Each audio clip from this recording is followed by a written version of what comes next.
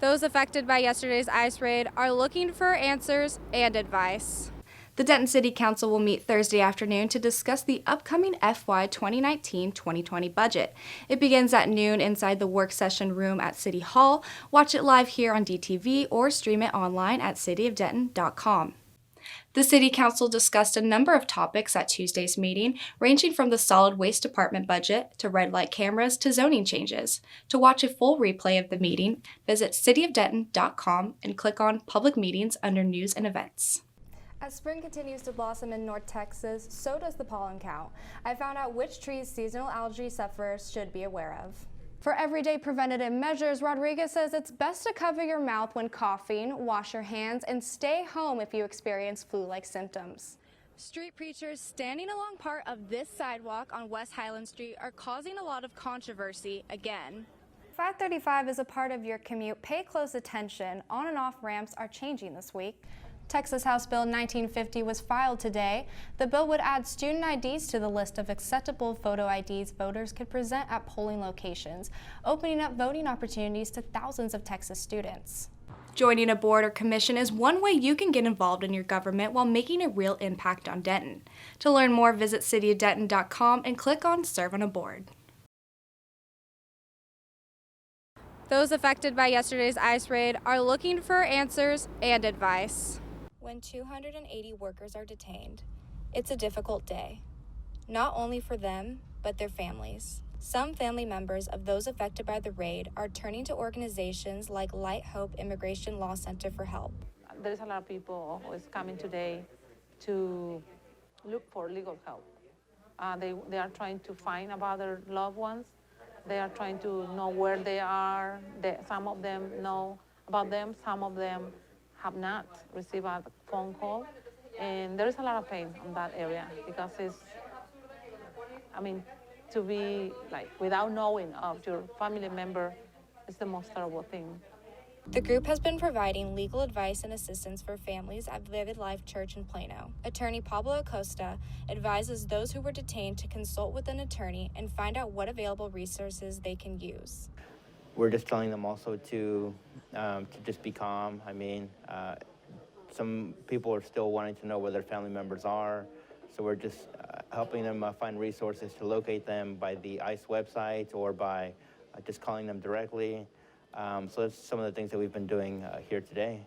Anyone affected by the raid who needs legal assistance can contact Light Hope Immigration Law Center.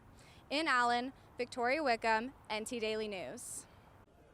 Street preachers standing along part of this sidewalk on West Highland Street are causing a lot of controversy again. The National Street Preachers Conference started last year according to the group's website.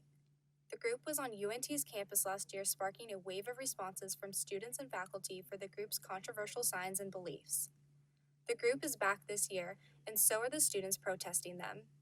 But this year, UNT students are also diverting attention from the street preachers. Today, the Student Government Association is hosting a blockout hate rally to celebrate UNT's diversity.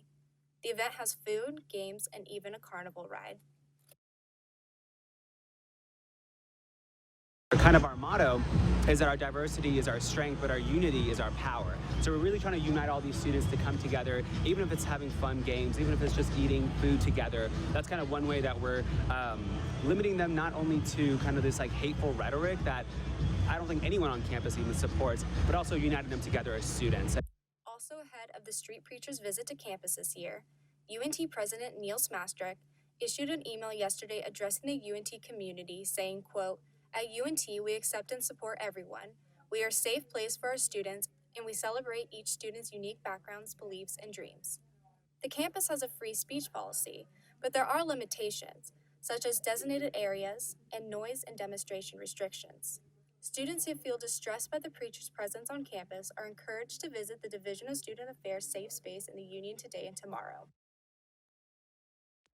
It's just an open space to, seek affirmation, support, just to provide whatever we can for students who might be in distress. Other resources available on campus include counseling services and Office of Diversity and Inclusion. The National Street Preachers Conference will last through this weekend.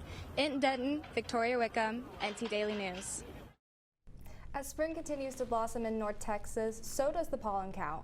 I found out which trees seasonal allergy sufferers should be aware of.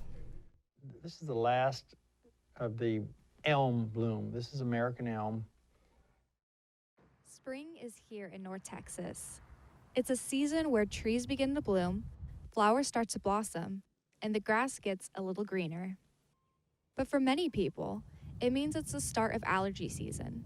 Louisville Lake Environmental Learning Area Director Kenneth Stiegman says there's several trees that give people problems, including one that doesn't even grow here. That's the ash juniper, which, if you're familiar with the Austin area and the hill country, that's a tree that grows down there in huge numbers, and that pollen travels in the air for hundreds of miles.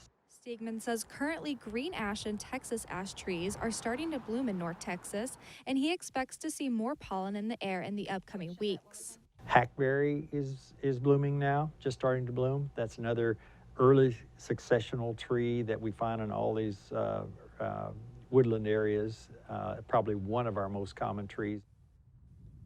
High levels of pollen are reported in the air this week in Denton. The Asthma and Allergy Foundation of America says some symptoms of pollen allergy include sneezing, nasal congestion, red and watery eyes, and mucus production. For more information on pollen allergy, you can visit AAFA's website.